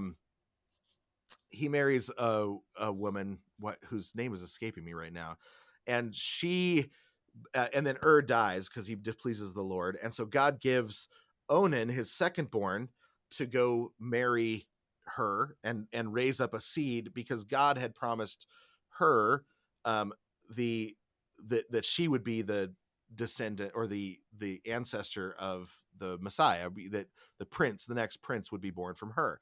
And so Onan goes into her, but then pulls out and spills his seed, right? Yeah, I remember the story. So, and God kills him, and people are like, man, that's really harsh. Well, except for the fact that he's trying to steal from his dead brother, because his dead brother was supposed to have an heir that would be the heir of Judah. Judah is not just, he's the prince of the tribe of Judah, but he's also the rightful heir of all of Israel. And so Onan tries to steal that for his son from his nephew, and he pulls out and spills his seed. God kills him. The next oldest brother was too young. That's and right. So Tamar, that's her name. Tamar, that's right. Goes to Judah and says, okay, Onan's dead now too. What are we going to do? And he says, well, when my next son gets old enough, he'll raise up a child for you, and he'll be the rightful heir. He doesn't. And so he marries him off, and she is now left childless, even though God had promised her that she would be the mother of the next prince. So she dresses up as a Canaanite prostitute. Judah stops in to see her, leaves with her a goat and the staff that is his rulership, is the symbol of his rulership. And then she goes away, comes back pregnant. She's got 2 kids, Perez and Zerah, by Judah now. She's pregnant with twins. And he says, who got you pregnant? This is, and she says, the man who has this, right? And pulls out the staff. And he says, you're more righteous than I am in this situation. I didn't do what I should have. God has now raised up the next heir to the tribe of Judah, who is also the heir to the rulership of all of Israel. And Perez and Zerah, the firstborn, so they start wrestling in the womb, and then the firstborn sticks his hand out and has the cord, the cord tied around his wrist, and then he pulls the wrist back in, and the secondborn is born first, and the firstborn is born second. And they look at that and they say, that's a sign of something, right? That's a sign of something to come. And it turns out that the firstborn, his son, who is the prince, is the rightful heir, turns out to be Achan, who steals in the midst of he steals and tries to hold back something that was supposed to be destroyed. And so God destroys him and his entire family. And Jericho. All of his descendants. Right, exactly. Was it Ai or a Jericho? Is it one of them? Yeah. I think it was. I think. I can't remember now. I got to find out. Remember. Go on, yeah, keep we going. got to look at. I thought it was Jericho. This is why I should have known what I was going to talk about and thought about this more instead. I'm talking off the top of my head. But all of his descendants are all killed, and so they have to go and find the next heir. So they have to go all the way back to the other twin and say, who's the other twin? Who's the rightful heir of the other twin? Because now he is the rightful heir of Judah, right? He as the rightful heir of Judah, they find him. His name's Salmon. Salmon is just about to get married to Rahab, right? So Salmon marries Rahab, who is the one who brings the scarlet cord with her into marriage, because she hung the scarlet cord. Wait, Solomon marries Rahab? Salmon, not Solomon. Oh, I was about to say, time out, man. Salmon. It's okay, spelled all like right. Salmon. Spelled okay, like Salmon. Yeah, that's what okay. Yeah. So he marries Rahab. So he's now the rightful heir of Judah suddenly, right? Because he would have been like a 4th or 5th cousin to the prince. But suddenly he is the next rightful heir. He's the husband of Rahab, who was the prostitute, who, if you remember, the oldest, his great uncle would have been the one that had the scarlet cord tied around his wrist.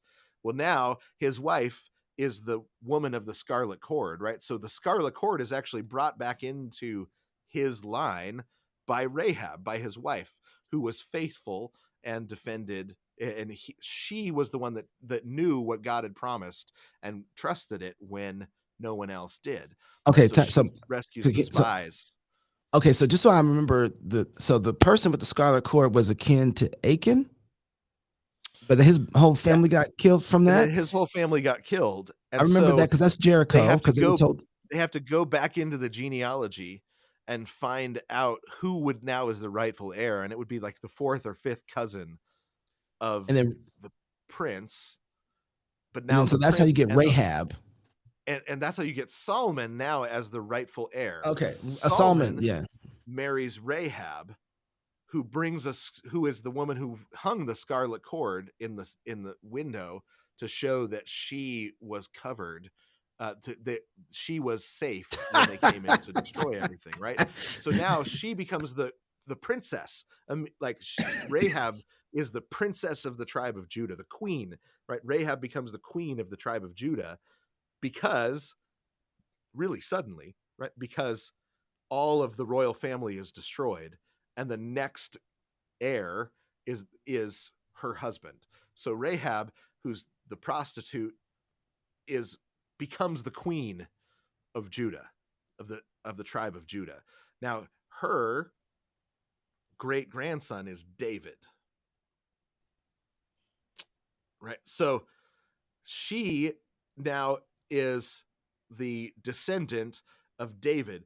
David is actually, though, the 8th born son of Judah. He's got 7 older brothers who all would have been heirs, except for the fact they would have been the inheritors of the prince of Judah, except for the fact that they all abdicate in it when so after Saul doesn't destroy the king, he's supposed to kill the king and he doesn't, and Samuel shows up and says, "What's this bleating I hear in my ears? It's all of the things you didn't, all of the sheep you didn't destroy." And he says, "No, I saved them for the Lord." He says, "Except for the Lord told you to kill them."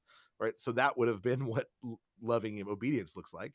And so uh, Agag is hacked to pieces by Samuel, and he declares, "You are going to lose the kingship to Saul." And then he leaves. He never sees Saul again. He basically raised Saul as a father, and he never sees Saul again after this point. And he goes off, and Samuel begins to cry and mourn because he's just lost his son, whom he seems to have really loved. And he says, and God says to him, "Stop mourning. Go over to Bethlehem. The son of Jesse is there. He's my next chosen king." He looks through the first 7 brothers. He says, "It's none of them. Well, I've got one more son, but he's out amongst the sheep." He goes and gets him. He brings him in, and he says, "This is the one." He ordains him, and the 7 older brothers all abdicate their throne rights to David. So David becomes the legal firstborn, even though he's the 8th born son. He becomes the legal firstborn of Jesse. So he is the legal heir to the patriarchy, right? To the patriarchate, the civil rule. He's adopted by Samuel and becomes the rightful heir to the current throne, so as well. And so he brings the throne rights of Abraham together with the throne rights of Saul, right? When Jonathan abdicates to him. And then all after Saul and Jonathan are both dead, and David is recognized publicly for the first time as the Prince of Judah. A civil war begins, and it doesn't really come to much. And eventually, all of the tribes send over elders, and they acknowledge that David is the rightful king, not just of Judah, but he's the rightful king of all of the tribes, right? And so they recognize that he's the rightful king. What he then does is go up to Salem and the city of Salem. Salem is one of the few places that is not yet brought under the rule of one of the tribes of Israel. He goes to Salem, and that's where he sends one of his soldiers through the aqueduct to go up in and unlock the doors from the inside, and they conquer Salem. When he takes Salem, he renames it Jerusalem, and he makes. You broke up. Say that one more time. He takes Salem and renames it Jerusalem. He takes Salem and he renames it Jerusalem, and he makes that throne now the throne of David. Now that throne is the rightful throne of Melchizedek. Melchizedek was the king of Salem. So the one sitting on the throne now is the rightful heir of Melchizedek, a priest after the Most High God.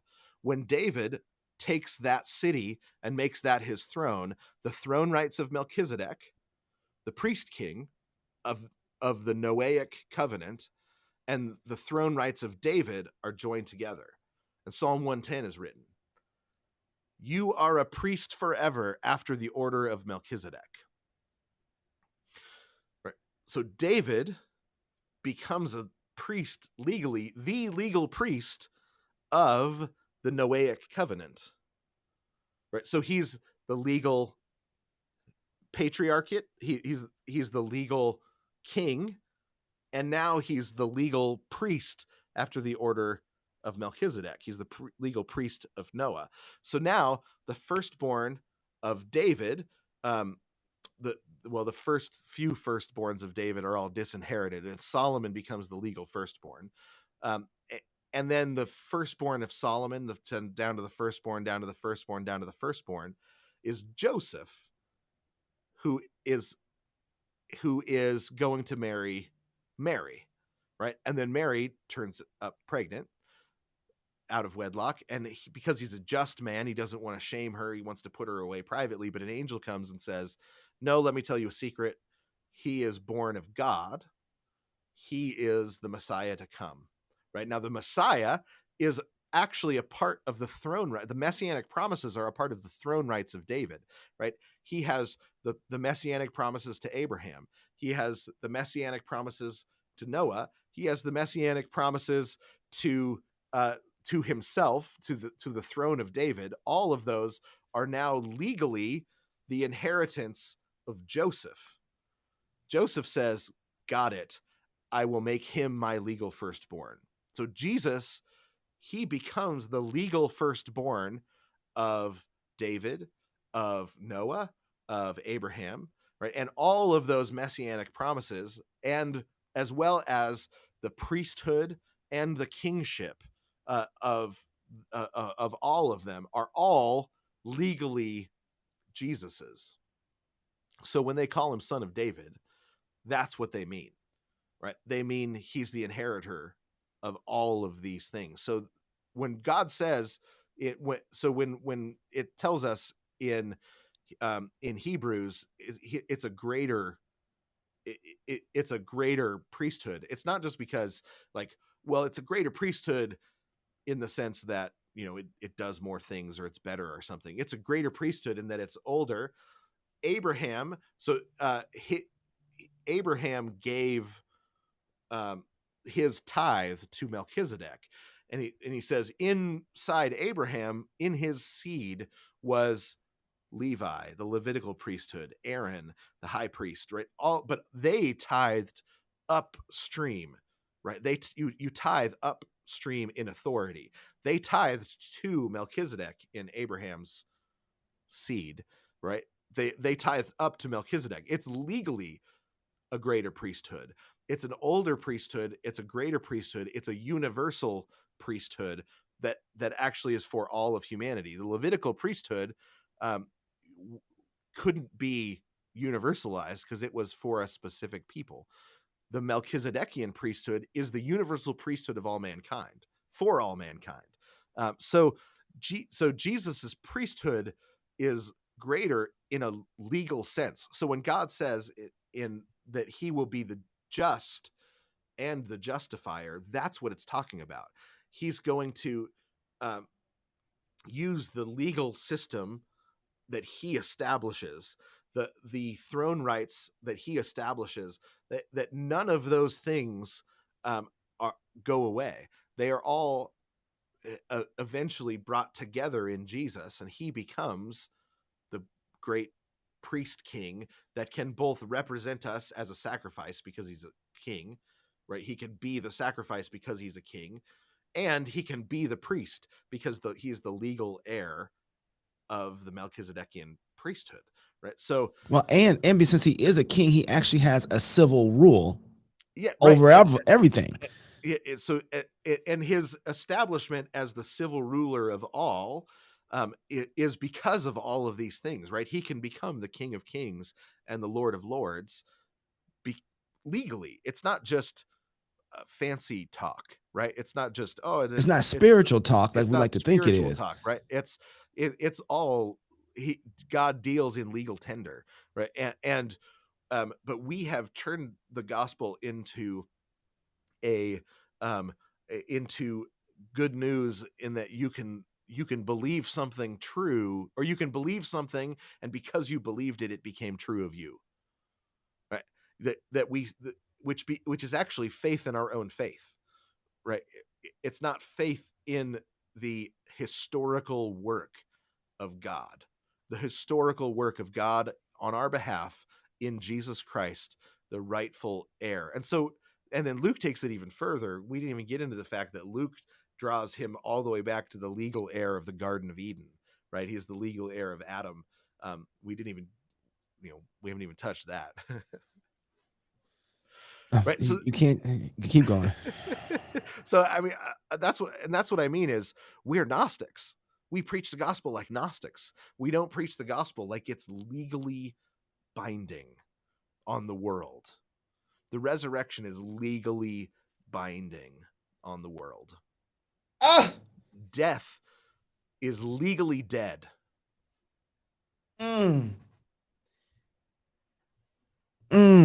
So we preach the gospel like it's therapeutic.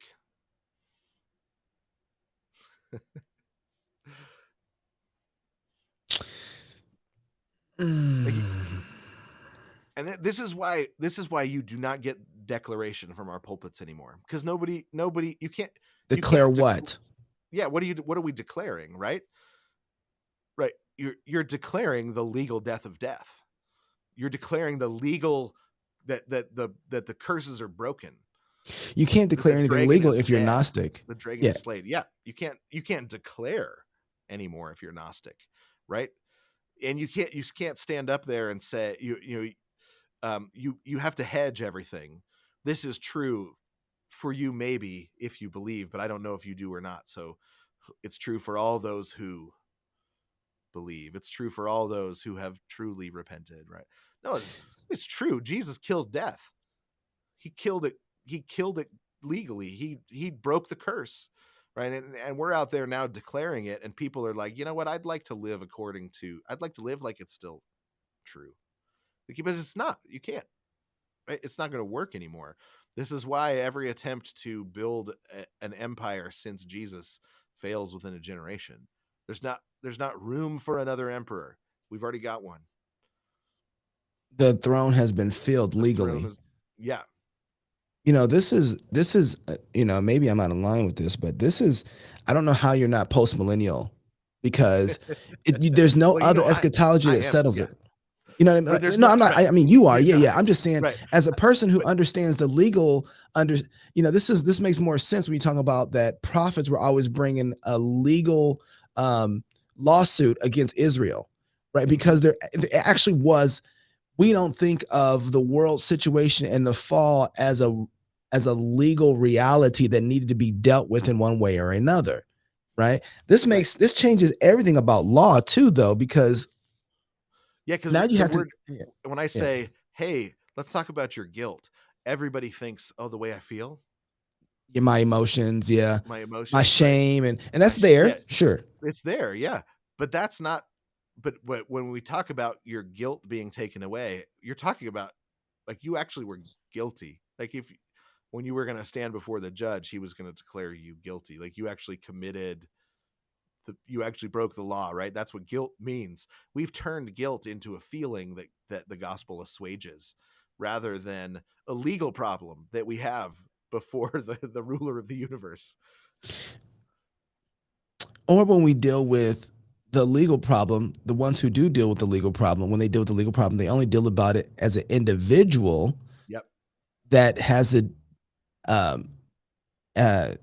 still emotional, that needs to be dealt with, and then you're made righteous. But it doesn't actually place that person in the real world being underneath the ruler from the kingdom of darkness to the kingdom of light. We think that's poetry and spiritual language. Yeah, it's a transfer of citizenship. Yeah, we've poetically, it's funny, for a group of people that really don't like typological language, we surely use it in all the wrong places. Yeah. What happens? We allegorize, actually. I wish we did more typology. That's a better way to say it. We allegorize everything. And it's funny because it's the people that say, hey, no allegory here, right? That end up allegorizing, because they talk about guilt like it's a feeling, not like it's an objective reality. They talk about curses. If they even talk about curses, they talk about them individually, right? Not as if it's something that is real. We allegorize and spiritualize everything when actually the gospel is an objective legal declaration. Jason, go ahead. Leave the kingdom of darkness, join the kingdom of light. And there's a way to do it, right? Come get baptized. Believe and be baptized. And then that covenant is kept by faith. So this is not when we're not talking work salvation, it's still, this is actually what justification by faith alone means. That we've just allegorized justification. So the new kingdom, the new world, the new citizenship is marked by baptism. Yeah, by baptism, it's refreshed by the Lord's Supper. It's kept by faith. But that's a church thing, though. That's just for people who repent of sin. That's a church thing. There's an objective people. There's an objective institution that is the place for whom it is all aimed. There's a body of Christ that is a real historical institution because we're dealing with real historical facts. That is going to swallow up the whole world, though. The whole world is going to be baptized. Right. Yeah. Every hill and every hill is going to become a place where people go up to worship, right? Because we worship now, not on just this mountain, but on every mountain where there's spirit and truth, right? Now we worship in spirit and truth. So the whole world, I mean, and this is, so Ephesians 6, the beginning of Ephesians 6, always, every time it busts my brain when I hit it, because you got this little heathen, this little church that's mostly little heathen children, and he takes one of the promises of God to Jewish children in the Old Testament, and he says, obey your father and mother, and it will go well with you in the world, right? It's like, welcome to the covenant, children, right? Welcome to being a little Israelite child, right? You have been legally brought in. He says to the kids of the church, you've been legally brought in, and now those blessings and cursings that were legally just applied to the nation of Israel before, they apply to the whole world now, right? Because the king of Israel is now the king of all of it. Right? The king of Israel is the king of all of it. So his law is now the law of all of it. Now, there's some transformation that happens in the process of death and resurrection, because the law went into the grave and the law came out, right? So there are parts of it that have been abrogated. There's parts of it that that are typologically understood now. There are parts of it that apply into the church, but not to the civil realm, and the civil realm has to learn the wisdom on how it's going to apply. Just in the same way the patriarch had to learn it, as it transitioned from patriarch to Moses. And now the civil magistrate, what they're doing is they're supposed to be legally bringing their law system into alignment with the law of the King of Kings, right? So now, and there's an illegal way to do that, and there's a legal way to do that. And so the Chinese government should be legally figuring out, how do we legally bring our law system into alignment with the law of the king of the universe, right? So that's it. But the families of the world are supposed to be doing the same. How do I bring my family into line with the rule of the king of the universe, who also happens to be my father, right? Jesus is now my older brother.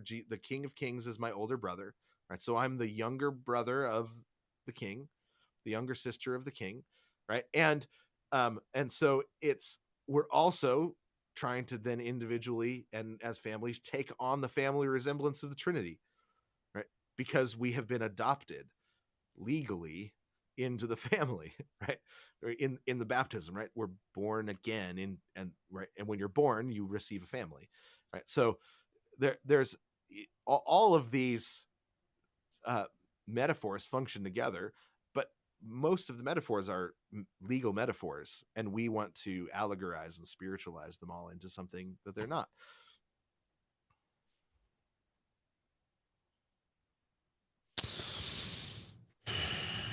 I don't even know if I should answer the second part of this question because I'm still working through. I think I just had a shift in my head where it's like, we've been talking about Gnosticism and metaphysics for a while now. And still that shift just happened again where I'm like, ooh, Yeah, because you there's don't come out of Gnosticism in a Gnostic way, right? You come out of it in a historic way. well, I think, but this goes back to, you started with Abraham, but what you worked through was everything that was supposed to be the outworking of Adam and Eve in the garden. So Right. what you see in the fruition of what you see come to reality is Christ, the second Adam, as Paul talks about it, rising to what he was supposed to be, what Adam was supposed to be originally in the garden. And so what we have is the realities of the garden manifested in a greater way in Christ in the second Adam, right? And so you get the, if you allegorize Genesis away, which is what we do in so many ways, you miss out on what Christ has done legally in all of this. So, part of what led to this, you going down this rabbit trail, was that we don't know what the foundations are, and so we don't know what to do when it's time to rebuild. Right. Take all of that and bring it down to, make it as easy as coming home from work, engaging with your family. What does that take? All that to make it touch down in a real way, Yeah. because So it has to do, you come home, and so we spend our days undoing the curse, right? That's our job now, right? We go out, we get a piece of dirt, or a piece of a company, or a desk at a company, and we say, okay, how do I use this spot to roll back the curse, right? And then you head home, and you say, okay, how do I roll back the curse here, because it's no longer binding on us, right? So the curse in the home has to do with rivalry between husband and wife, right? And so you deal with sin as it comes up, you repent of it, you forgive one another, you don't allow rivalry to set up in the home, right? keep small accounts, right? Yeah. Keep short accounts. You don't um you and then your kids, you raise them, you raise them explaining to them, okay, your older sibling, the oldest sibling in the family is Jesus, right? This is the family we're part of, and so we want to, that's our resemblance, that's the resemblance that we're after, right? We want to look like Jesus. We want our family to reflect Jesus. He's our king, he's our older brother, he's our savior, he's the head of our covenant, he's the head of our people, the church, he's the king of this land, right? So there's in all of the different places you might find yourself, the resemblance you're after is Jesus. Imitate Jesus in all that we do, because of the relationships we have with him, right? So we don't work to those relationships, we work from those relationships. We don't work to those realities, we work from those realities. They're objectively true, and then we bring ourselves into line with the truth, right? And that truth is where the freedom is. The truth, that's the truth that sets us free.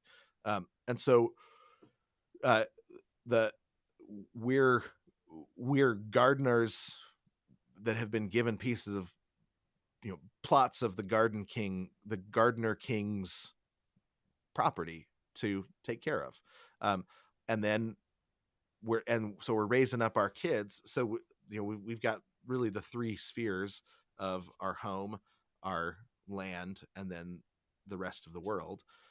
Our home comes to reflect and build up the next generation.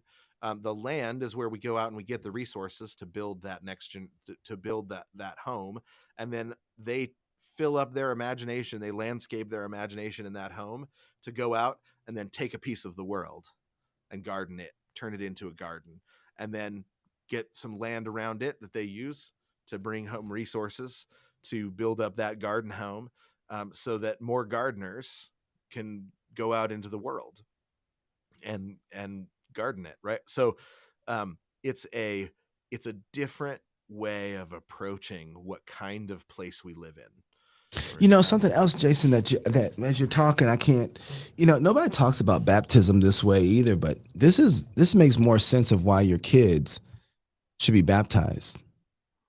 Because it's hard to wrap my imagination around not what it would take to not baptize them. So I was saved into a Paedo-Baptist setting, and so I didn't even know there were Baptists for the first few years I was a Christian, because I just wasn't raised in the church. So you discover Baptists and you think, oh, well, that's weird. And I realize they think that about me, but that's why we have these conversations. But you have to think something about the kingdom that isn't a reality in order for you, right? You have to, and I'm not trying to be funny, but I think you have to have some sort of Gnostic perspective of the world to be able to say, well, my kids aren't part of this kingdom. And that would be like saying that you have to remove them from the very nationality of American if you believe that way.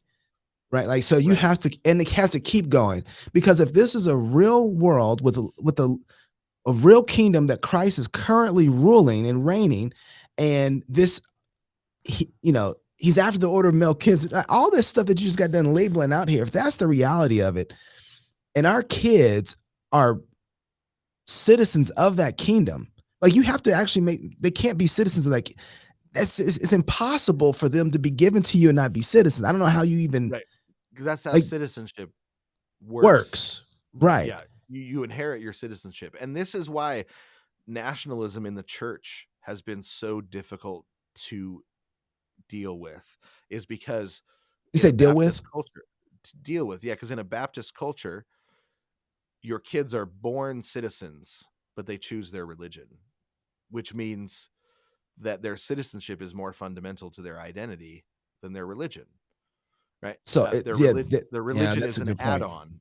Right. And so the American church has suffered because it has not been able to resist the bad parts about nationalism. Right. Yeah. And I get, and this is not, there's not anything wrong with patriotism. There's, it's a wonderful blessing to be an American, just like it's a blessing to be Chinese or to be, it's an add-on, like you said earlier, right? Yeah, it's a beautiful thing when it's an add-on, right? But it's a curse when it becomes our fundamental identity. And I had a really my church down in Santa Cruz, we shared a building with an Assemblies of God church, wonderful pastor, wonderful congregation. We became really close. My family became really close with his family, and we had this funny moment where we came into the church and somebody had put an American flag up on and I came in and he's standing there looking at it, and he's like, because it was somebody from his church, and he was like, I know this isn't okay, but I don't know how to explain this to my congregation. It's going to be a big problem.